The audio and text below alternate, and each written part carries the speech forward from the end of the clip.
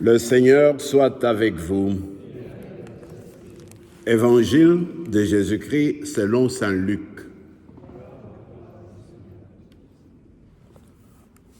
En ce temps-là, Jésus sortit et remarqua un publicain, c'est-à-dire un collecteur d'impôts du nom de Lévi, assis au bureau des impôts. Il lui dit, « Suis-moi. » Abandonnant tout, l'homme se leva et il le suivait. Lévi donna pour Jésus une grande réception dans sa maison. Il y avait là une foule nombreuse de publicains et d'autres gens attablés avec eux. Les pharisiens et les scribes, de leur parti, récriminaient en disant à ses disciples, « Pourquoi mangez-vous et buvez-vous avec les publicains et les pécheurs ?»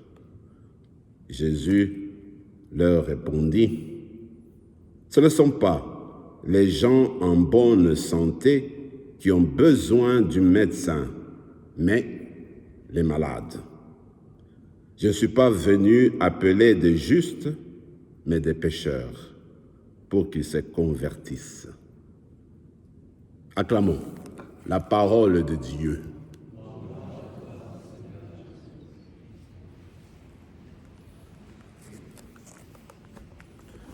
Celui qu'on appelle Lévi, comme vous le savez, c'est Matthieu.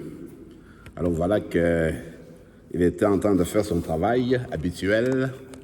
C'est un collecteur d'impôts, comme le texte le dit.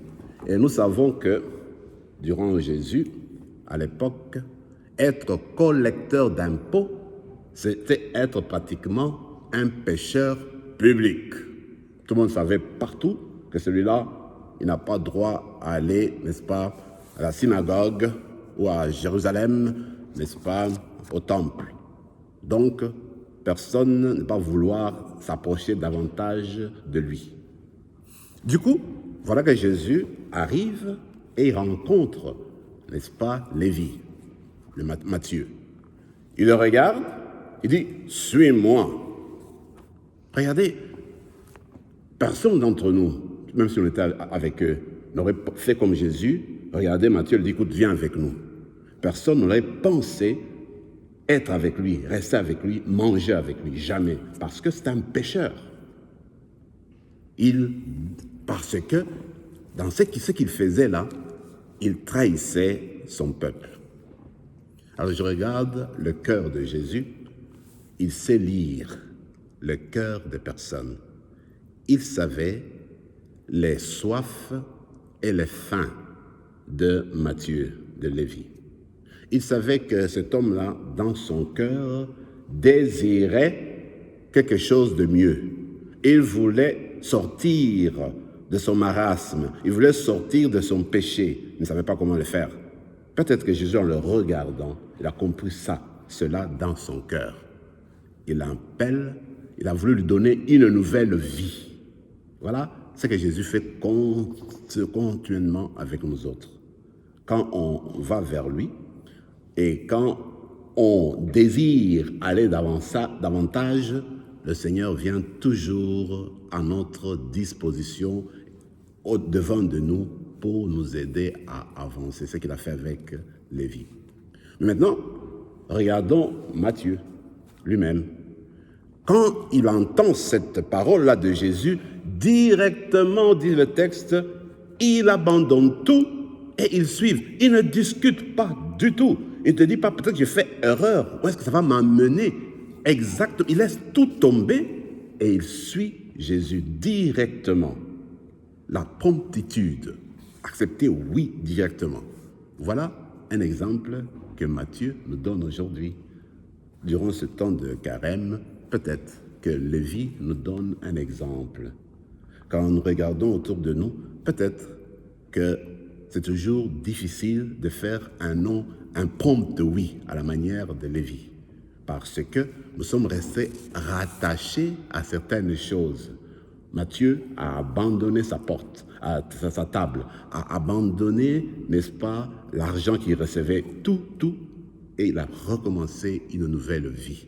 Et Jésus, aujourd'hui, lui proposait une nouvelle vie. Maintenant, nous autres, peut-être que quand nous regardons notre manière de vivre, peut-être que nous restons toujours bien rattachés aux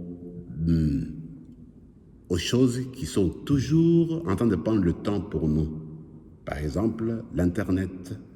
Par exemple, on a passé le temps pour entrer dans la prière, mais on ne met plus d'attente dans les choses qui nous regardent davantage dans la vie de tous les jours.